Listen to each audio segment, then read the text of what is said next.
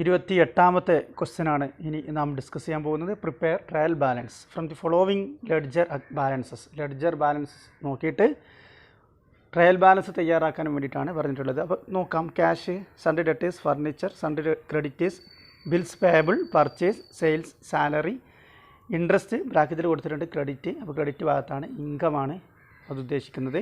അതുപോലെ ക്യാപിറ്റൽ. അപ്പോൾ ക്യാഷ് എന്താണ്? അസറ്റാണ്, അതുകൊണ്ട് ഡെബിറ്റ് ചെയ്യും. സൺഡേ ഡെറ്റേഴ്സ് എന്താണ്? അസറ്റാണ്, അതുകൊണ്ട് ഡെബിറ്റ് ചെയ്യും. Furniture asset, debit. Sundry creditors liability ആണ്, അതുകൊണ്ട് എന്ത് ചെയ്യണം? ക്രെഡിറ്റ് ചെയ്യണം. ബിൽസ് പേയബിൾ ലാബിലിറ്റി ആണ്, ക്രെഡിറ്റ് ചെയ്യണം. പർച്ചേസ് എക്സ്പെൻസ് ആണ്, അസറ്റ് എന്ത് ചെയ്യണം? ഡെബിറ്റ് ചെയ്യണം. സെയിൽസ് റവന്യൂ ആണ്, ക്രെഡിറ്റ് ചെയ്യണം. സാലറി എന്താണ്? എക്സ്പെൻസ് ആണ്, ഡെബിറ്റ് ചെയ്യണം. ഇൻട്രസ്റ്റ് ക്രെഡിറ്റ് ചെയ്യണം. ക്യാപിറ്റൽ എന്ത് ചെയ്യണം? ക്രെഡിറ്റ് ചെയ്യണം. ക്യാപിറ്റൽ എന്ത് ചെയ്യേണ്ടത്? ക്രെഡിറ്റ് ചെയ്യേണ്ടത്. അപ്പോൾ നമുക്ക് എന്ത് ചെയ്യാം?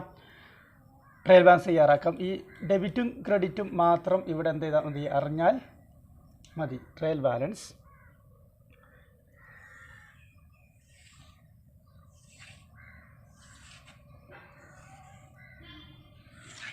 അക്കൗണ്ട് ടൈറ്റിൽ, അക്കൗണ്ട്സ്, ഡെബിറ്റ്, അതുപോലെ ക്രെഡിറ്റ്. ക്യാഷ് എന്താണ്?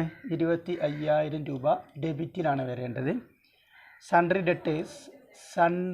ഡെപ്റ്റേഴ്സ് 20,000 രൂപ ഡെബിറ്റിലാണ് വരേണ്ടത്. അതുപോലെ ഫർണിച്ചർ 15,000 രൂപയാണ് ഡെബിറ്റിൽ വരേണ്ടത്. അതുപോലെ സൺഡ്രി ക്രെഡിറ്റേഴ്സ് ക്രെഡിറ്റ് ഭാഗത്താണ് വരേണ്ടത്. സൺഡ്രി ക്രെഡിറ്റേഴ്സ് 8,000 രൂപ ക്രെഡിറ്റ് ഭാഗത്താണ് വരേണ്ടത്. അതുപോലെ ബിൽസ് പേയബിൾ ക്രെഡിറ്റ് ഭാഗത്താണ് വരേണ്ടത്. കാരണം എന്താണ്? ബിൽസ് പേയബിൾ ലാബിലിറ്റി ആണ്. പർച്ചേസ് എക്സ്പെൻസ് ആണ്, അതുകൊണ്ട് എന്ത് ചെയ്യണം? ഡെബിറ്റ് ചെയ്യണം. 30,000 രൂപ ഡെബിറ്റ് ചെയ്യണം. സെയിൽസ് ഇൻകം, അതുകൊണ്ട് എന്ത് ചെയ്യണം? സെയിൽസ് ഇൻകം അതുകൊണ്ട് ക്രെഡിറ്റ് ചെയ്യണം. അതുപോലെ സാലറി അക്കൗണ്ട് എക്സ്പെൻസ് ആണ്, അതുകൊണ്ട് എന്ത് ചെയ്യണം? ഡെബിറ്റ് ചെയ്യണം. ഇൻട്രസ്റ്റ് പ്രത്യേകം അവർ പറഞ്ഞിട്ടുണ്ട് ക്രെഡിറ്റിലാണ് എന്നുള്ളത്. അപ്പോൾ നമ്മൾ ക്രെഡിറ്റിലാണ് കൊടുക്കേണ്ടത്. 10,000 രൂപ. അതുപോലെ ക്യാപിറ്റൽ, ലാസ്റ്റ് ഐറ്റം ക്യാപിറ്റൽ ക്രെഡിറ്റിലാണ് വരേണ്ടത്. 30,000 രൂപ. ഇനി നമുക്ക് എന്ത് ചെയ്യാം? രണ്ട് ഭാഗത്തൊന്ന് കൂട്ടി നോക്കാം. ട്രയൽ ബാലൻസ് എന്തായിരിക്കും? ഈക്വൽ ആയിരിക്കും. അപ്പോൾ നിങ്ങൾക്ക് 95,000 ഡെബിറ്റിലും അതുപോലെ ക്രെഡിറ്റിലും 95,000 റുപ്പീസ് എന്ത് ചെയ്യും? ലഭിക്കും. രണ്ട് ഭാഗത്തും ഈക്വൽ ആയിരിക്കും, ടാലി ആകും ട്രയൽ ബാലൻസ്. അപ്പോൾ ഇത്രയേ ഉള്ളൂ ട്രയൽ ബാലൻസ്. വളരെ സിമ്പിളായിട്ടുള്ള ക്വസ്റ്റ്യൻ ആയിരുന്നു. 29ാമത്തെ ക്വസ്റ്റ്യൻ നോക്കുക. Arrange the following item under the head direct expense, direct income, indirect expense, indirect income, assets and liabilities. അപ്പോൾ ഡയറക്റ്റ് എക്സ്പെൻസ് ഏതാണ്? ഇൻഡയറക്റ്റ് എക്സ്പെൻസ് ഏതാണ്? ഡയറക്റ്റ് ഇൻകം, അതുപോലെ ഇൻഡയറക്റ്റ് ഇൻകം, അസറ്റ്, ലയബിലിറ്റി. അങ്ങനെ വേർതിരിക്കാനാണ് പറഞ്ഞിട്ടുള്ളത്. അപ്പോൾ നിങ്ങൾക്ക് ഓരോ ഹെഡിങ് ചെയ്തിട്ട് ഏതാണ് അതിൻ്റെ കീഴിൽ വരുന്നത് നോക്കാം. അപ്പോൾ ഞാൻ ജസ്റ്റ് ഒന്ന് പറഞ്ഞിട്ട് പോവുകയാണ്. First item purchase, direct expense ആണ്. പർച്ചേസ് എന്താണ്? ഡയറക്റ്റ് എക്സ്പെൻസ് ആണ്. ക്യാഷ് ഇൻ ഹാൻഡ് അസറ്റാണ്. Insurance indirect expense. Depreciation indirect expense. Bills payable liability. Bank overdraft liability. Wages direct expense. Machinery എന്താണ്? അസറ്റ്. ഇൻട്രസ്റ്റ് ക്രെഡിറ്റ് എന്ന് പ്രത്യേകം കൊടുത്തിട്ടുണ്ട്, അതുകൊണ്ട് എന്താണ്? Indirect income. Sales direct income. അപ്പോൾ ഓരോന്നും എന്ത് ചെയ്യണം? നിങ്ങൾ വരച്ചിട്ട് കാണിച്ചു കൊടുക്കുകയാണ് വേണ്ടത്. ഓക്കെ, കോളം വരച്ചിട്ട് കാണിച്ചു കൊടുക്കുകയാണ് വേണ്ടത്. അപ്പോൾ നിങ്ങൾക്കറിയാം ട്രേഡിംഗ് അക്കൗണ്ടിൽ നമ്മൾ ഉൾക്കൊള്ളിക്കുന്നത് മുഴുവനും ഡയറക്റ്റ് ഇൻകവും അതുപോലെ ഡയറക്റ്റ് എക്സ്പെൻസും ആണ്. പ്രോഫിറ്റ് ആൻഡ് ലോസ് അക്കൗണ്ടിൽ ഇൻഡയറക്റ്റ് എക്സ്പെൻസും ഇൻഡയറക്റ്റ് ഇൻകവും ആണ് നമ്മൾ എന്ത് ചെയ്യുന്നത്? കാണിക്കുന്നത്. ബാലൻസ് ഷീറ്റിൽ നമ്മൾ കാണിക്കുന്നത് ലയബിലിറ്റീസും അതുപോലെ അസറ്റുമാണ്. 30ാമത്തെ ക്വസ്റ്റ്യൻ ശ്രദ്ധിക്കുക. Match the following. താഴെ പറയുന്നത് എന്ത് ചെയ്യുക? മാച്ച് ചെയ്യാനാണ് പറഞ്ഞിട്ടുള്ളത്, ചേരുംപടി ചേർക്കാനാണ് പറഞ്ഞിട്ടുള്ളത്. അപ്പം prepaid insurance, depreciation, opening stock, commission received in advance, drawings. Part ബിയിൽ കാണാം trading account, capital, profit and loss account, assets, liability. അപ്പോൾ പ്രീപെയ്ഡ് ഇൻഷുറൻസ് അതിലേതായിരിക്കും? പ്രീപെയ്ഡ് ഇൻഷുറൻസ് അസറ്റാണ്. പ്രീപെയ്ഡ് ഇൻഷുറൻസ് അസറ്റാണ്. ഡിപ്രീസിയേഷൻ അവിടെ നമുക്ക് ഉൾക്കൊള്ളിക്കാൻ പറ്റുന്ന ഡിപ്രീസിയേഷൻ എക്സ്പെൻസ് ആണ്, നമ്മൾ ഇൻഡയറക്റ്റ് എക്സ്പെൻസ് ആണ്. അതുകൊണ്ട് പ്രോഫിറ്റ് ആൻഡ് ലോസ് അക്കൗണ്ടിലാണ് നമ്മൾ സാധാരണയായിട്ട് അത് പരിഗണിക്കുക. അപ്പോൾ ഡിപ്രീസിയേഷൻ പ്രോഫിറ്റ് ആൻഡ് ലോസ് അക്കൗണ്ടിലേക്കാണ് നിങ്ങൾ എന്ത് ചെയ്യേണ്ടത്, മാച്ച് ചെയ്യേണ്ടത്. ഓപ്പണിംഗ് സ്റ്റോക്ക് നമ്മൾ എടുക്കൽ ട്രേഡിംഗ് അക്കൗണ്ടിലാണ്. അപ്പോൾ ഓപ്പണിംഗ് സ്റ്റോക്ക് ട്രേഡിംഗ് അക്കൗണ്ടിലേക്ക് മാച്ച് ചെയ്യാം. കമ്മീഷൻ റിസീവ്ഡ് ഇൻ അഡ്വാൻസ് ആയിട്ട് കമ്മീഷൻ കിട്ടിയിട്ടുണ്ടെങ്കിൽ ലാബിലിറ്റിയാണ്. അപ്പോൾ കമ്മീഷൻ റിസീവ്ഡ് ഇൻ അഡ്വാൻസ് എന്താണ്, ലാബിലിറ്റി ആയിട്ട് പരിഗണിക്കുക. ഡ്രോയിങ്സ് എന്ന് പറയുന്നത് ക്യാപിറ്റലിൽ നിന്ന് ഡിഡക്റ്റ് ചെയ്യേണ്ട എമൗണ്ട് ആണ്. അതുകൊണ്ട് ഡ്രോയിങ്സ് നേരെ ക്യാപിറ്റലിലേക്ക് എന്ത് ചെയ്യുക, മാച്ച് ചെയ്യാം. അപ്പോൾ അത്രയാണ് മാച്ച് ചെയ്യേണ്ട കാര്യങ്ങൾ. നിങ്ങൾക്ക് എല്ലാവർക്കും മനസ്സിലായെന്ന് കരുതുന്നു. 31ാമത്തെ question, state any 5 differences between manual accounting and computerised accounting. Manual അക്കൗണ്ടിങ്ങും കമ്പ്യൂട്ടറൈസ്ഡ് അക്കൗണ്ടിങ് തമ്മിലുള്ള 5 വ്യത്യാസങ്ങൾ എഴുതാനാണ് നമ്മോട് ആവശ്യപ്പെട്ടുള്ളത്. മാനുവൽ അക്കൗണ്ടിങ്ങും കമ്പ്യൂട്ടറൈസ്ഡ് അക്കൗണ്ട്സും തമ്മിലുള്ള വ്യത്യാസം നമുക്ക് നോക്കാം. ഫസ്റ്റ് ബേസ് എന്നുള്ള കോളത്തിൽ മീനിങ് ഞാൻ സ്ക്രീനിൽ കാണിക്കുന്നുണ്ട്. Meaning, transactions are record manually ആയിട്ടാണ് ട്രാൻസാക്ഷൻസ് എന്ത് ചെയ്യുന്നത്, റെക്കോർഡ് ചെയ്യുന്നത് മാനുവൽ അക്കൗണ്ടിങ്ങിൽ.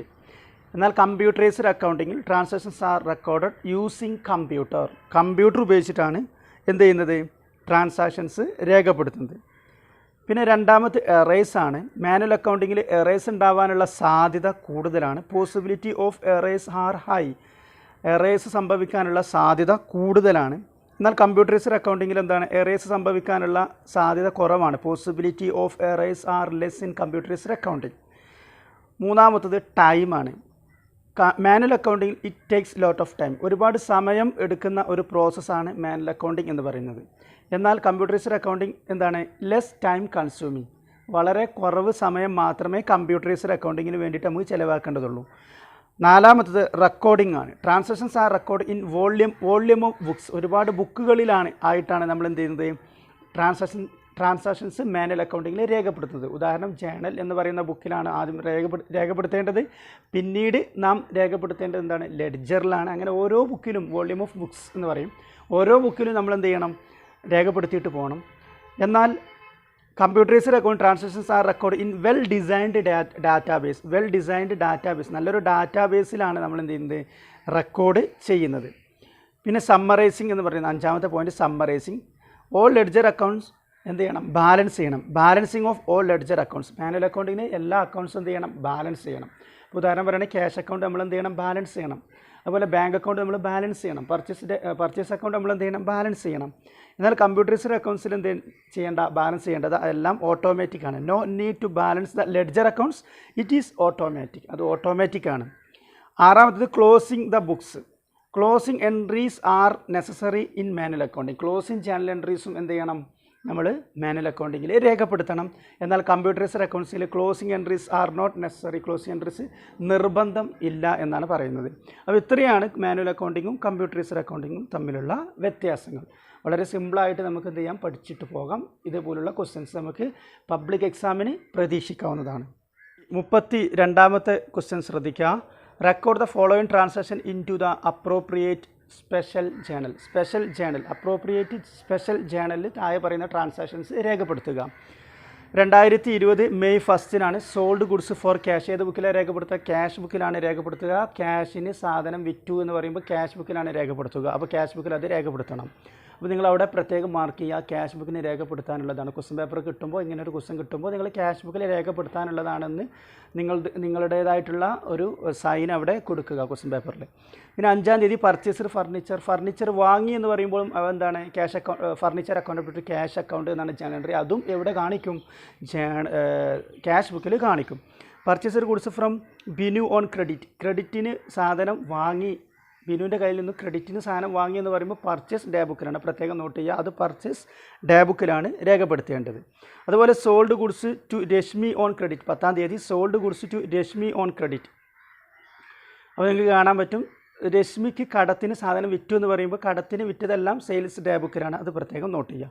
ക്യാഷ് പർച്ചേസ് ക്യാഷ് ബുക്കിലാണ്. കമ്മീഷൻ റിസീവ്ഡ്, കമ്മീഷൻ കിട്ടി എന്ന് പറയുമ്പോൾ ക്യാഷ് അക്കൗണ്ട് ഡെപ്റ്റ് ടു കമ്മീഷൻ അക്കൗണ്ട് എന്നാണ് ജേണൽ എൻട്രി. അതും എവിടെയാണ് രേഖപ്പെടുത്തേണ്ടത്, ക്യാഷ് ബുക്കിലാണ് രേഖപ്പെടുത്തേണ്ടത്. Paid rent account up to cash ബുക്കിലാണ് രേഖപ്പെടുത്തേണ്ടത്. ക്യാഷുമായി ബന്ധപ്പെട്ട ട്രാൻസാക്ഷൻസ് കംപ്ലീറ്റ് നമ്മൾ എന്ത് ചെയ്യണം, ക്യാഷ് ബുക്കിൽ രേഖപ്പെടുത്തണം. പർച്ചേസ് ഡേ ബുക്കിൽ ഏതാ രേഖപ്പെടുത്തുക, ക്രെഡിറ്റ് പർച്ചേസ് ഓഫ് ഗുഡ്സ് ആണ്. സെയിൽസ് ഡേ ബുക്കിൽ ഏതാ രേഖപ്പെടുത്തുക, ക്രെഡിറ്റ് സെയിൽ ഓഫ് ഗുഡ്സ് ആണ്. അവസാനം 31-ാം 31-ാം തീയതി, മെയ് മാസം 31-ാം തീയതി withdrew for personal use 1000, cash 1000 രൂപ പേഴ്സണൽ യൂസിന് വേണ്ടിയിട്ട് പിൻവലിച്ചു എന്ന് പറയുമ്പോഴും ക്യാഷ് ബുക്കിലാണ് രേഖപ്പെടുത്തുക. അപ്പോൾ നമുക്ക് എന്ത് ചെയ്യാം, ഇത് 3 ഡേ ബുക്സിലാണ് നമ്മൾ രേഖപ്പെടുത്തേണ്ടത്. ഒന്ന് ക്യാഷ് ബുക്കിലും, ഒന്ന് സെയിൽസ് ഡേ ബുക്കിലും, മറ്റൊന്ന് പർച്ചേസ് ഡേ ബുക്കിലും. അപ്പോൾ അതിനുള്ള കോളംസ് നമ്മൾ വരയ്ക്കുക. Cash book first column date, പിന്നെ റെസീപ്റ്റ്സ് ചെറുതായിട്ടാണ് വരച്ചിട്ടുള്ളത്, LF, പിന്നെന്താണ് എമൗണ്ടാണ്, എമൗണ്ട് ഞാൻ പറയുന്നുണ്ട്. ഡേറ്റ്, ക്രെഡിറ്റ് ഭാഗത്ത് ക്രെഡിറ്റ് ഡേറ്റ്, പേയ്മെൻറ്റ്സ്, LF, എമൗണ്ടാണ്. ഇത്രയാണ് ക്യാഷ് ബുക്കിലുണ്ടാകുന്ന കോളംസ്. ഇനി സെയിൽസ് ഡേ ബുക്കിൽ ഫസ്റ്റ് എന്താണ്, ഡേറ്റ്, പിന്നെ ഇൻവോയ്സ് നമ്പറാണ്, invoice number, name of customer, LF and amount. Purchase day ബുക്കിലും ഡേറ്റ്, അതുപോലെ invoice number, name of supplier, LF, അതുപോലെ എമൗണ്ട്. ഓക്കെ, ഇനി നമുക്ക് എന്ത് ചെയ്യാം, പോസ്റ്റിംഗ് ചെയ്യാം, രേഖപ്പെടുത്താം. സോൾഡ് ഗുഡ്സ് ഫോർ ക്യാഷ് ബുക്കിലാണ് അല്ല, അവർ റെസിപ്റ്റാണ്. ഡേറ്റ് നോക്കുക, 2020 മെയ് മാസം 1-ാം തീയതിയാണ് സോൾഡ് ഗുഡ്സ് ഫോർ ക്യാഷ്. അപ്പോൾ എന്താണ്, സെയിൽസ് ആണ്, cash accounted after to sales എന്നാണ് ജേണൽ എൻട്രി വരിക. 30,000 രൂപയാണ് വരുന്നത്. പർച്ചേസ്ഡ് ഫർണിച്ചർ എന്ന് പറയുമ്പോഴും 5-ാം തീയതി, പർച്ചേസ്ഡ് ഫർണിച്ചർ എന്ന് പറയുമ്പോഴും ക്യാഷ് ബുക്കിൽ പേയ്മെൻറ്റ് സെറ്റിലാണ് കാണിക്കുക. ഫർണിച്ചർ 5000 രൂപ. അതുപോലെ purchased goods from Binu on credit, purchase day ബുക്കിലാണ് രേഖപ്പെടുത്തുക. 7-ാം തീയതി പ്രത്യേകം ശ്രദ്ധിക്കുക, മെയ് 7-ാം തീയതി, 2020 മെയ് 7-ാം തീയതി. ഇവിടെ ഇൻവോയ്സ് നമ്പർ നൽകിയിട്ടില്ല, അതുകൊണ്ട് എന്ത് ചെയ്യുക, ഇൻവോയ്സ് നമ്പർ നൽകണ്ട. നിങ്ങൾ എന്ത് ചെയ്താൽ മതി, ബിനുവിനാണ് വിറ്റത്. അപ്പോൾ ബിനു എത്ര രൂപയ്ക്കാണ് എത്ര രൂപയ്ക്കാണ് ബിനുവിൻ്റെ കയ്യിൽ നിന്ന് സാധനം വാങ്ങിയത്, 4000 രൂപയ്ക്കാണ് വാങ്ങിയത്. 10-ാം തീയതി സോൾഡ് ഗുഡ്സ് ടു രശ്മി, അത് സെയിൽസ് ഡേ ബുക്കിലാണ് വരിക. മെയ് മാസം 10-ാം തീയതി, ഇൻവോയ്സ് നമ്പർ ഇവിടെ നൽകിയിട്ടില്ല. ആർക്കാണ് നൽകിയത്, രശ്മിക്കാണ് നൽകിയത്. എത്ര രൂപയുടെ സാധനമാണ് നൽകിയത്, 10000 രൂപയുടെ സാധനമാണ് നൽകിയത്. ഓക്കെ, അടുത്ത ക്യാഷ് പർച്ചേസ് ആണ്. 15-ാം തീയതി ക്യാഷ് പർച്ചേസ്. അപ്പോൾ ക്യാഷ് ബുക്കിലാണ് രേഖപ്പെടുത്തുക. പർച്ചേസ് 15,000 റുപ്പീസാണ്. അതുപോലെ കമ്മീഷൻ റിസീവ്ഡ് എന്ന് പറയുമ്പോൾ 20-ാം തീയതി കമ്മീഷൻ റിസീവ്ഡ് എന്ന് പറയുമ്പോൾ റിസീപ്റ്റ് സൈഡിലാണ് കാണിക്കുക. കമ്മീഷൻ എമൗണ്ട് എത്രയാണ്, 2000 രൂപയാണ് എമൗണ്ടായിട്ട് വരുന്നത്. അതുപോലെ 25-ാം തീയതി റെൻറ്റ് പെയ്ഡാണ്, ക്യാഷ് ബുക്കിലാണ് രേഖപ്പെടുത്തുക. റെൻറ്റ് 1000. അതുപോലെ 31-ാം തീയതി withdrew for personal use, drawings ആണ്, 1000 രൂപ. ഇത്രയാണ് നമുക്ക് ഇവിടെ ക്യാഷ് ബുക്കിലും സെയിൽസ് ഡേ ബുക്കിലും പർച്ചേസ് ഡേ ബുക്കിലും രേഖപ്പെടുത്താനുള്ളത്. നമുക്ക് ക്യാഷ് ബുക്ക് ബാലൻസ് ചെയ്യാം. 32,000 ടോട്ടൽ, 32,000. ഇവിടെ വരുമ്പോൾ 22 വരുന്നുള്ളൂ. അപ്പോൾ 32,000 വലിയ എമൗണ്ട്. അപ്പോൾ ബാലൻസ് എത്ര ഉണ്ടാവും, ബാലൻസ് ക്യാരി ഡൗൺ 20, 22, ബാക്കി എത്ര ഉണ്ടാവും, 10,000 രൂപയാണ് ബാലൻസ് ആയിട്ട് വരുന്നത്. 10,000 രൂപയാണ് ബാലൻസ് ആയിട്ട് വരുന്നത്. ഇനി നമുക്ക് സെയിൽസ് ഡേ ബുക്ക് എന്ത് ചെയ്യാം, ടോട്ടൽ ചെയ്യാം. ടോട്ടൽ 10,000. അതുപോലെ പർച്ചേസ് ഡേ ബുക്ക് ടോട്ടൽ ചെയ്യാം, 4,000. ടോട്ടൽ 4,000 രൂപ. ഓക്കെ, ഈ രൂപത്തിലാണ് നിങ്ങളോട് അവർ ചെയ്യാൻ ആവശ്യപ്പെട്ടിട്ടുള്ളത്. 33-ാമത്തെ ക്വസ്റ്റ്യൻ നോക്കാം. Explain the following accounting concept. ഒരുപാട് തവണ നമ്മൾ ക്ലാസ് എടുത്തിട്ടുള്ള ഒരു ഭാഗമാണ്. അക്കൗണ്ടിങ് കോൺസെപ്റ്റുകളെ കുറിച്ച് വിശദീകരിക്കാനാണ്. ഡുവാലിറ്റി പ്രിൻസിപ്പിൾ, ആദ്യം ഡുവാലിറ്റി കോൺസെപ്റ്റാണ്. ഒരു ട്രാൻസാക്ഷൻ നടന്നു കഴിഞ്ഞാൽ 2 അക്കൗണ്ടുകളെ ബാധിക്കും എന്ന് പറയുന്ന പ്രിൻസിപ്പിളാണ് ഡുവാലിറ്റി പ്രിൻസിപ്പിൾ. ആ പേരിൽ നിന്ന് തന്നെ നിങ്ങൾക്ക് മനസ്സിലാക്കാൻ സാധിക്കും ഡുവാലിറ്റി പ്രിൻസിപ്പിൾ. ഡുവാലിറ്റി കോൺസെപ്റ്റിൽ നിന്നാണ് അക്കൗണ്ടിങ് ഇക്വേഷൻ ഉണ്ടായത്. അസറ്റ് സമം ലാബിലിറ്റീസ് പ്ലസ് ക്യാപിറ്റൽ എന്ന് പറയുന്ന അക്കൗണ്ടിങ്ങിലെ ബേസിക് ഇക്വേഷൻ ഉണ്ടായത് കോൺസെപ്റ്റ് എന്ന് പറയുന്ന എൻറ്റിറ്റി എന്ന് പറയുന്ന ഡുവാലിറ്റി കോൺസെപ്റ്റിൽ നിന്നാണ് ഈ ഒരു അക്കൗണ്ടിങ് എന്തുണ്ടായത്, ഇക്വേഷൻ ഉണ്ടായത്. ഓക്കെ, മാച്ചിങ് പ്രിൻസിപ്പിൾ എന്ന് പറഞ്ഞാൽ എന്താ, ഒരു പ്രത്യേക അക്കൗണ്ടിങ് കാലയളവിലെ എക്സ്പെൻസും ഇൻകവും തമ്മിലാണ് എന്ത് ചെയ്യേണ്ടത്, കമ്പയർ ചെയ്യേണ്ടതെന്ന് പറയുന്ന പ്രിൻസിപ്പിളാണ് മാച്ചിങ് പ്രിൻസിപ്പിൾ. ഓക്കെ, ഒരു പ്രത്യേക വർഷത്തിലുണ്ടായിട്ടുള്ള ഇൻകം ആ ഒരു വർഷത്തെ എക്സ്പെൻസുമായിട്ടാണ് കമ്പയർ ചെയ്യേണ്ടത് എന്ന് പറയുന്ന പ്രിൻസിപ്പിളാണ് മാച്ചിങ് പ്രിൻസിപ്പിൾ.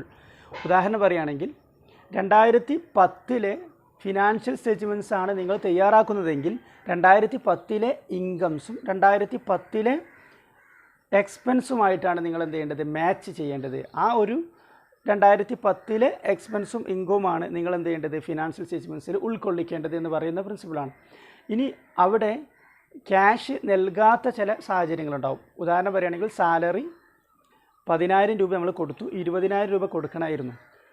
അപ്പോൾ 10,000 രൂപയും കൂടി ഇനിയും കൊടുക്കാനുണ്ട്, ഔട്ട്സ്റ്റാൻഡിങ് ഉണ്ട്. അപ്പോൾ മാച്ചിങ് പ്രിൻസിപ്പിൾ പ്രകാരമാണ് ഈ ഒരു അഡ്ജസ്റ്റ്മെൻറ്റ്സ് ഒക്കെ വരുന്നത്. സാലറി ഔട്ട്സ്റ്റാൻഡിങ്ങും അതുപോലെ മറ്റുള്ള അഡ്ജസ്റ്റ്മെൻറ്റ്സ് ഒക്കെ വരുന്നത് ഈ ഒരു മാച്ചിങ് പ്രിൻസിപ്പിളിൻ്റെ അടിസ്ഥാനത്തിലാണ്. കാരണം മാച്ചിങ് പ്രിൻസിപ്പിൾ പ്രകാരം നമ്മൾ രേഖപ്പെടുത്തേണ്ട സാലറി എന്ന് പറയുന്നത് എത്ര ആയിരിക്കും, 20,000 രൂപയായിരിക്കും. പക്ഷേ ട്രയൽ ബാലൻസിൽ നമ്മൾ കൊടുത്തത് മാത്രമേ എന്ത് ചെയ്യുന്നുള്ളൂ, കാണിക്കുന്നുള്ളൂ. കാരണം അതിനുമായി വേണ്ടിയിട്ട് മാത്രമേ നമ്മൾ ജനറൽ എൻട്രീസ് അവിടെ പാസ്സാക്കിയിട്ടുണ്ടാവുള്ളൂ. Salary account up to cash account എന്ന് പറഞ്ഞിട്ടായിരിക്കും എന്ത് ചെയ്തിട്ടുണ്ടാവുക, നമ്മൾ 10,000 റുപ്പീസ് എന്ന് പറഞ്ഞിട്ട് പാസ്സാക്കിയിട്ടുണ്ടാവുക. ആ എമൗണ്ട് ആയിരിക്കും ട്രയൽ ബാലൻസിൽ കാണിക്കുക. ഓക്കെ, അപ്പോൾ നമ്മൾ മാച്ചിങ് പ്രിൻസിപ്പിൾ പ്രകാരം ഒരു പ്രത്യേക കാലയളവിലെ എക്സ്പെൻസും ആ പ്രത്യേക കാലയളവിലെ ഇൻകവുമായിട്ടാണ് കമ്പയർ ചെയ്യേണ്ടത് അല്ലെങ്കിൽ മാച്ച് ചെയ്യേണ്ടത് എന്ന് പറയുന്ന പ്രിൻസിപ്പിളാണ് മാച്ചിങ് പ്രിൻസിപ്പിൾ. ബിസിനസ് എൻറ്റിറ്റി എന്ന് പറയുമ്പോൾ business is separated from owners എന്ന് പറയുന്ന പ്രിൻസിപ്പിളാണ്. ബിസിനസ്സും ഓണറും ഒരു സെപ്പറേറ്റ് പേഴ്സണാണ്, വ്യത്യസ്തങ്ങളായിട്ടുള്ള വ്യക്തികളാണ് എന്ന് പറയുന്ന പ്രിൻസിപ്പിളാണ് എന്ത്, ബിസിനസ് എൻറ്റിറ്റി പ്രിൻസിപ്പിൾ. ഇതടിസ്ഥാനത്തിലാണ് capital is a liability, capital ബിസിനസ്സിന് ഒരു ലാബിലിറ്റിയാണ് എന്നുള്ളത് വന്നത്. കാരണം ബിസിനസ്സിന് ഓണർ എന്താണ്, പുറമെയുള്ള ബിസിനസ്സിന് ഓണർ വേറൊരു വ്യക്തിയാണ്. അപ്പോൾ ബിസിനസ്സിനാണ് ക്യാപിറ്റൽ ആര് കോൺട്രിബ്യൂട്ട് ചെയ്ത്, ഓണർ കോൺട്രിബ്യൂട്ട് ചെയ്തത്. ബിസിനസ്സിൻ്റെ ലാബിലിറ്റി എന്ന് പറയുന്നത് ആ ക്യാപിറ്റലും ഓണർ കോൺട്രിബ്യൂട്ട് ചെയ്തിട്ടുള്ള ക്യാപിറ്റലും അതിൻ്റെ പ്രോഫിറ്റും തിരിച്ചു നൽകുക എന്നുള്ളത് ബിസിനസ്സിൻ്റെ ലാബിലിറ്റിയാണ്. പിന്നെ മണി മെഷർമെൻറ്റ് കോൺസെപ്റ്റ് പറയുന്നത് എല്ലാ ട്രാൻസാക്ഷൻസും നമ്മൾ റെക്കോർഡ് ചെയ്യണം. മോണിറ്ററി ടേംസിൽ അളക്കാൻ പറ്റുന്ന എല്ലാ ട്രാൻസാക്ഷൻസും നമ്മൾ എന്ത് ചെയ്യണം, അക്കൗണ്ടിങ്ങിൽ റെക്കോർഡ് ചെയ്യണം. അല്ലെങ്കിൽ മോണിറ്ററി പണപരമായിട്ടുള്ള രൂപത്തിലാണ് അക്കൗണ്ടിങ്ങിൽ എന്ത് ചെയ്യേണ്ടത്, കാര്യങ്ങളെല്ലാം തന്നെ റെക്കോർഡ് ചെയ്യേണ്ടത് എന്ന് പറയുന്ന പ്രിൻസിപ്പിളാണ് മണി മെഷർമെൻറ്റ്. അല്ലാതെ ഇപ്പോൾ ഒരു ബിസിനസ്സിന് എന്തുണ്ട്, 5 ഏക്കർ ഭൂമി ഉണ്ടെങ്കിൽ 5 ഏക്കർ ഭൂമി എന്നല്ല രേഖപ്പെടുത്തേണ്ടത്, പകരം 5 ഏക്കർ ഭൂമിയുടെ മണി വാല്യൂ ആണ് രേഖപ്പെടുത്തേണ്ടത്. ഓക്കെ, അപ്പോൾ യൂണിറ്റിനല്ല പ്രസക്തി, പണരൂപത്തിലുള്ള കാര്യങ്ങൾക്കാണ്, പണരൂപത്തിലേക്ക് കൺവേർട്ട് ചെയ്യുന്നതിനാണ് ഇവിടെ പ്രാധാന്യം നൽകേണ്ടത്. ഓക്കെ, അപ്പോൾ പണരൂപത്തിലാണ് എല്ലാം എക്സ്പ്രസ് ചെയ്യേണ്ടത്. അടുത്തതാണ് 34ാമത്തെ ക്വസ്റ്റ്യൻ, ജേണൽ എൻട്രീസ് ആണ്, ഞാൻ പറഞ്ഞിട്ട് പോകാം. അതുപോലെ prepare ledger of cash account, അതുപോലെ അതിൽ നിന്ന് എന്ത് ചെയ്യണം, ക്യാഷ് അക്കൗണ്ടും തയ്യാറാക്കാൻ അവർ ആവശ്യപ്പെട്ടിട്ടുണ്ട്. അപ്പോൾ നമുക്ക് എന്ത് ചെയ്യാം, ഇതൊന്ന് തയ്യാറാക്കാം. ക്യാഷ് അക്കൗണ്ടും കൂടി ഇവിടെ തയ്യാറാക്കാൻ പറഞ്ഞതുകൊണ്ട് നമുക്ക് തയ്യാറാക്കാം. അപ്പോൾ ജേണൽ എൻട്രീസ് ആണ് ചോദിച്ചിട്ടുള്ളത്. ജേണൽ എൻട്രീസിൻ്റെ കോളം വരച്ചിട്ടുണ്ട്. ഫസ്റ്റ് ട്രാൻസാക്ഷൻ 2021 ജൂൺ 1-നാണ്, പർച്ചേസ്ഡ് ഗുഡ്സ് ഫോർ ക്യാഷ്. അപ്പോൾ നമ്മൾ ജേണൽ എൻട്രീസ് എന്തായിരിക്കും, purchase account debtor to cash account. Amount എത്രയാണ്, 10,000 രൂപയാണ്. 10,000 രൂപ. നരേഷൻ കൊടുക്കും, പർച്ചേസ്ഡ് ഗുഡ്സ് നരേഷനും എഴുതണം. ഓക്കെ, നെക്സ്റ്റ് ജൂൺ 5-നാണ്. ജൂൺ 5-ന് sold goods to Anil account debtor to sales account. Amount എത്രയാണ്, 40,000 രൂപയാണ്. 40,000 രൂപ. നമ്മൾ നരേഷൻ കൊടുക്കും, സോൾഡ് ഗുഡ്സ് ടു അനിൽ എന്ന് നമ്മൾ എന്ത് ചെയ്യും, നരേഷൻ കൊടുക്കും. അപ്പോൾ 2 കഴിഞ്ഞു. 8-ാം തീയതി പെയ്ഡ് റെൻ്റാണ്. Rent account debtor to cash account. Amount എത്രയാണ്, 3,000 രൂപയാണ്. നമ്മൾ നരേഷൻ കൊടുക്കും, റെൻ്റ് പെയ്ഡ്. ഓക്കെ. 10-ാം തീയതി cash received from Anil, cash account debtor to Anil account 20,000 രൂപ. 20,000 രൂപയാണ് കിട്ടിയത്. നരേഷൻ കൊടുക്കും. Cash received from Anil, cash received from Anil. അടുത്തത് 15-ാം തീയതി purchased furniture, furniture account debtor, furniture account debtor to cash account. Amount എത്രയാണ്? 7,000. അപ്പോൾ നിങ്ങൾ നരേഷൻ കൊടുക്കുക. നരേഷൻ എന്താണ്? പർച്ചേസ്ഡ് ഫർണിച്ചർ എന്നാണ്. നരേഷൻ കൊടുക്കാതെ പോകരുത്. പിന്നെ 20-ാം തീയതി deposited in to bank, bank account debtor to cash account. നിങ്ങൾ എന്ത് ചെയ്യുക? നരേഷൻ കൊടുക്കുക. എമൗണ്ട് എത്രയാണ്? 2,000 രൂപയാണ്. നരേഷൻ നിങ്ങൾ കൊടുക്കുക. ശ്രദ്ധിക്കുക, ക്യാഷ് അക്കൗണ്ട് ഡേറ്റ് ഡെബിറ്റ് ഭാഗത്ത് date particulars LF amount, date particulars LF amount ഇത്രയും ഭാഗം ക്രെഡിറ്റ് ഭാഗത്താണ്. ഇനി നമുക്കിത് നോക്കിയിട്ട് എന്ത് ചെയ്യാം? ക്യാഷ് അക്കൗണ്ട് തയ്യാറാക്കാം. ഇവിടെ first entry cash account up to purchase account up to cash എന്നാണ്. അപ്പം ടു ക്യാഷ് അക്കൗണ്ട് മറച്ച് വെക്കുക. ബാക്കി പർച്ചേസ് അക്കൗണ്ട്. അപ്പോൾ പർച്ചേസ് അക്കൗണ്ട് ഇവിടെയാണ് എഴുതുക. ഡേറ്റ് കൊടുക്കുക 2021 ജൂൺ 1 പർച്ചേസ് എന്ന് പറഞ്ഞിട്ട് നൽകുക. പർച്ചേസ് 10,000 റുപ്പീസാണ് പർച്ചേസ് ആയിട്ട്. ഓക്കെ. അടുത്തത് 5-ാം തീയതി Anil account up to sales നമ്മൾ ക്യാഷ് അക്കൗണ്ടിൽ പരിഗണിക്കുന്നതല്ല, കാരണം ഇവിടെ ക്യാഷ് അക്കൗണ്ട് ഇല്ല. 8-ാം തീയതി rent account up to cash. നമ്മൾ ക്യാഷ് അക്കൗണ്ടാണ് തയ്യാറാക്കുന്നത്. ക്യാഷ് അക്കൗണ്ട് മറച്ച് വെക്കുക. ബാക്കി റെൻ്റ് അക്കൗണ്ടാണുള്ളത്. റെൻ്റ് ഡേറ്റ് നോക്കുക 8-ാം തീയതി. റെൻ്റ് എത്രയാണ്? 3,000 രൂപയാണ് റെൻ്റായിട്ട് വരുന്നത്. അടുത്തതാണ് cash account up to Anil. അപ്പോൾ ടു അനിലാണ്. ക്യാഷ് മറച്ച് വെക്കുക. അപ്പോൾ ടു അനിലാണ്. 10-ാം തീയതി അനിൽ അക്കൗണ്ട് ടു വെച്ചിട്ടൊക്കെ നമ്മൾ ഈ ഭാഗത്താണ് എഴുതുക കേട്ടോ. അനിൽ അക്കൗണ്ട് 20,000 രൂപ. അടുത്തത് 15-ാം തീയതി ക്യാഷ് മറച്ച് വെക്കുക. ഫർണിച്ചർ. അപ്പം ക്രെഡിറ്റ് ഭാഗത്ത് 15-ാം തീയതി ഫർണിച്ചർ എന്ന് കൊടുക്കുക. ഫർണിച്ചർ 7,000 റുപ്പീസാണ്.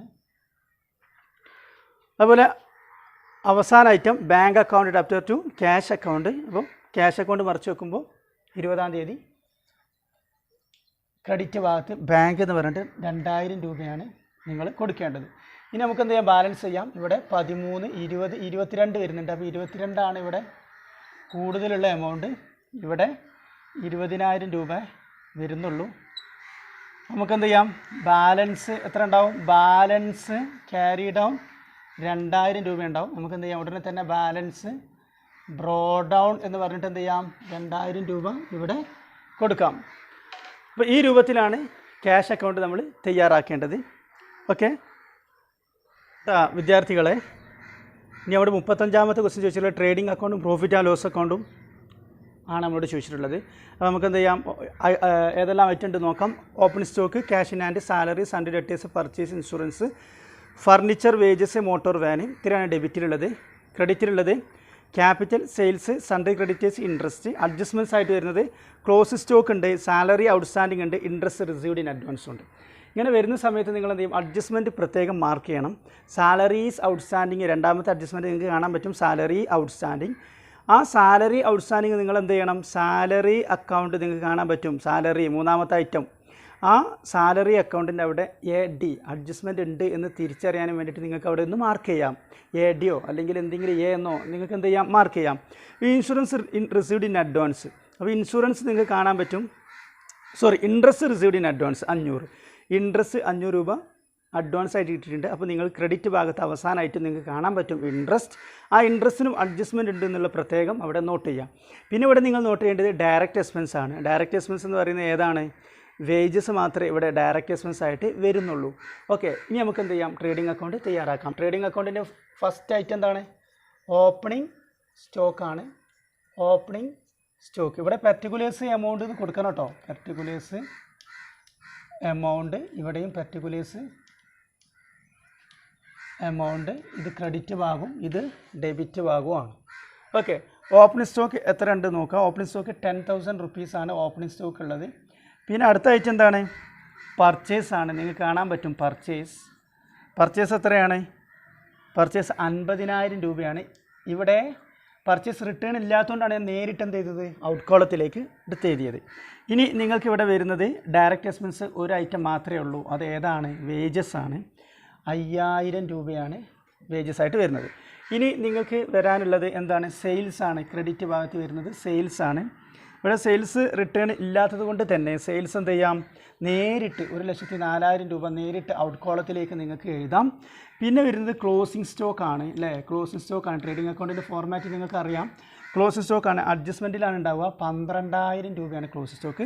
അഡ്ജസ്റ്റ്മെൻറ്റ്സിൽ നൽകിയിട്ടുള്ള ഓരോ ഐറ്റംസിനും എന്തുണ്ടാവും? ഓരോ ഐറ്റമിനും എന്തുണ്ടാവും? വേറൊരു 2 അഡ്ജസ്റ്റ്മെൻറ്റ് ഉണ്ടാവും. അഡ്ജസ്റ്റ്മെൻറ്റ് നൽകിയിട്ടുള്ളതിന് ഓരോന്നിനും 2 അഡ്ജസ്റ്റ്മെൻറ്റ് ഉണ്ടാവും. ഇവിടെ ക്ലോസിംഗ് സ്റ്റോക്ക് നമ്മൾ എന്ത് ചെയ്തു? 12,000 രൂപ ട്രേഡിംഗ് അക്കൗണ്ടിലെടുത്തു. അതേ ക്ലോസിംഗ് സ്റ്റോക്ക് എന്ത് ചെയ്യണം? ബാലൻസ് ഷീറ്റിൽ നിങ്ങൾക്കറിയാം, ഫസ്റ്റ് സൈഡ് ലാബിലിറ്റീസ്, പിന്നെ amount, second side asset, amount. Balance ഷീറ്റിൽ ക്ലോസിംഗ് സ്റ്റോക്ക് എവിടെ കാണിക്കുക? അസറ്റ് സൈഡിലാണ് കാണിക്കുക. ക്ലോസിംഗ് സ്റ്റോക്ക് അസറ്റാണ് 12,000 രൂപ. ഓക്കെ, അടുത്ത ഐറ്റം എന്താ? ഇനി നമുക്കിത് ബാലൻസ് ചെയ്യാം.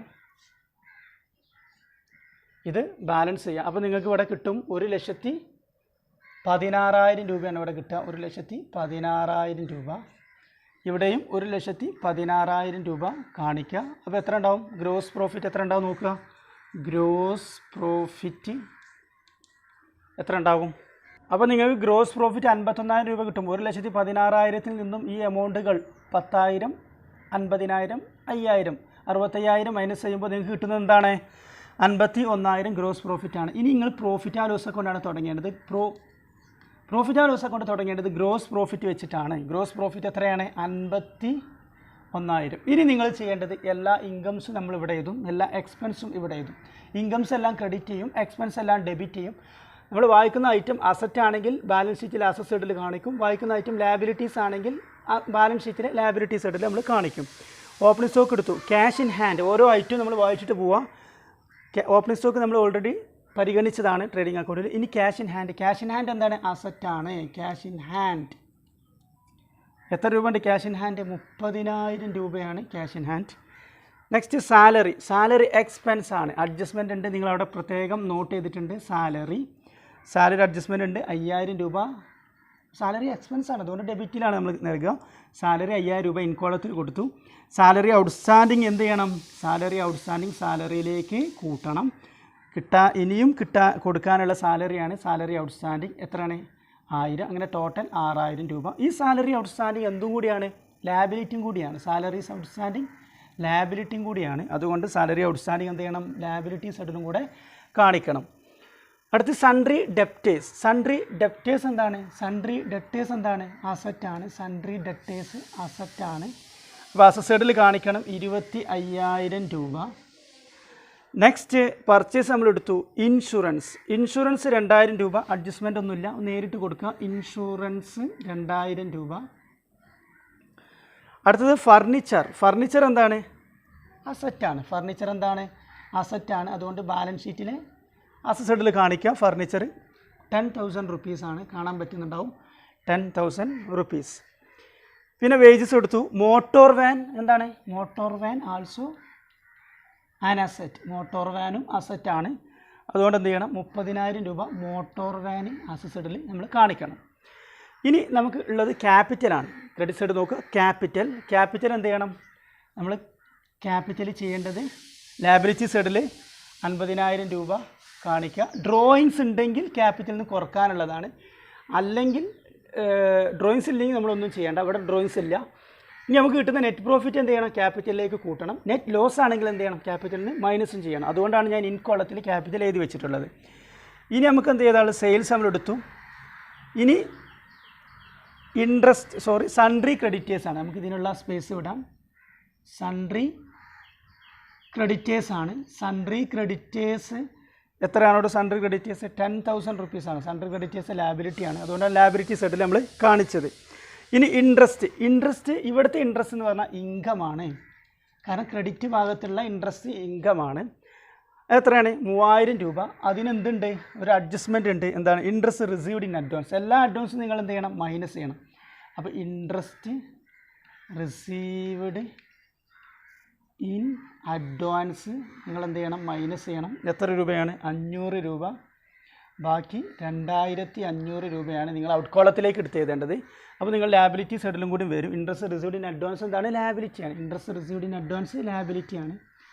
ഇൻട്രസ്റ്റ് റിസീവ്ഡ് ഇൻ അഡ്വാൻസ് 500 രൂപ ലാബിലിറ്റിയാണ്. ഇനി നമുക്ക് എന്ത് ചെയ്യാം? Profit and loss account balance ചെയ്യാം. എന്നിട്ട് നെറ്റ് പ്രോഫിറ്റാണ് കിട്ടുന്നതെങ്കിൽ ക്യാപിറ്റലിലേക്ക് ആഡ് ചെയ്യാം. നെറ്റ് ലോസ് ആണ് കിട്ടുന്നതെങ്കിൽ ക്യാപിറ്റലിൽ നിന്ന് ലെസ് ചെയ്യാം. എന്നിട്ട് ഔട്ട് കോളത്തിലേക്ക് എടുത്ത് എഴുതണം. എന്നിട്ട് ബാലൻസ് ഷീറ്റ് എന്ത് ചെയ്യുക? നമ്മൾ കൂട്ടി നോക്കുക. അപ്പോൾ ടാലി ആക്കും. ഓക്കെ. പ്രിയപ്പെട്ട വിദ്യാർത്ഥികളെ, അപ്പം ഈ ഭാഗത്ത് കൂട്ടുന്ന സമയത്ത് ക്രെഡിറ്റ് ഭാഗത്ത് കൂട്ടുന്ന സമയത്ത് നിങ്ങൾക്ക് കിട്ടുന്നത് 53,500 ആയിരിക്കുമല്ലോ. ഇവിടെയും 53,500 നമ്മൾ കാണിക്കണം. ബാക്കി നെറ്റ് പ്രോഫിറ്റാണ്. 53,500 8,000 രൂപ മൈനസ് ചെയ്യുമ്പോൾ നിങ്ങൾക്ക് കിട്ടുന്നത് നെറ്റ് പ്രോഫിറ്റാണ്. ഈ നെറ്റ് പ്രോഫിറ്റ് എന്ത് ചെയ്യണം? ക്യാപിറ്റലിലേക്ക് ആഡ് ചെയ്യണം. ഒരു മാർക്കിനുള്ള ചോദ്യമാണ്. Net profit transferred to capital account. Net profit capital അക്കൗണ്ടിലേക്ക് ട്രാൻസ്ഫർ ചെയ്യുന്നു. എത്രയാണ്? 45,500 ഇവിടെ ബാലൻസ് ആയിട്ട് വരുന്നത്. 45,500 നമ്മുടെ നെറ്റ് പ്രോഫിറ്റ്. ഈ നെറ്റ് പ്രോഫിറ്റ് ഇവിടെ എന്ത് ചെയ്യണം? ആഡ് ചെയ്യണം. നെറ്റ് പ്രോഫിറ്റിന് ഞാൻ എന്ത് ചെയ്തു? NP എന്നാണ് വിളിക്കുന്നത്. 45,500. അപ്പോൾ ടോട്ടൽ 50,000 പ്ലസ് 45,500 വരുമ്പോൾ 95,500 വരുന്നത്. ഈ ഭാഗത്ത് കൂട്ടുന്ന സമയത്ത് നിങ്ങൾക്ക് കിട്ടുന്നത് എന്തായിരിക്കും? 1,07,000 രൂപയായിരിക്കും കിട്ടുക. ഈ ഭാഗത്തും കൂട്ടുമ്പോഴും 1,07,000 രൂപ കിട്ടും. ബാലൻസ് ഷീറ്റ് ടാലി ആയിട്ടുണ്ടാകും. ഓക്കെ. അപ്പോൾ ഇത്രയാണ് ഇതുമായി ബന്ധപ്പെട്ട് നമുക്ക് ഡിസ്കസ് ചെയ്യാൻ.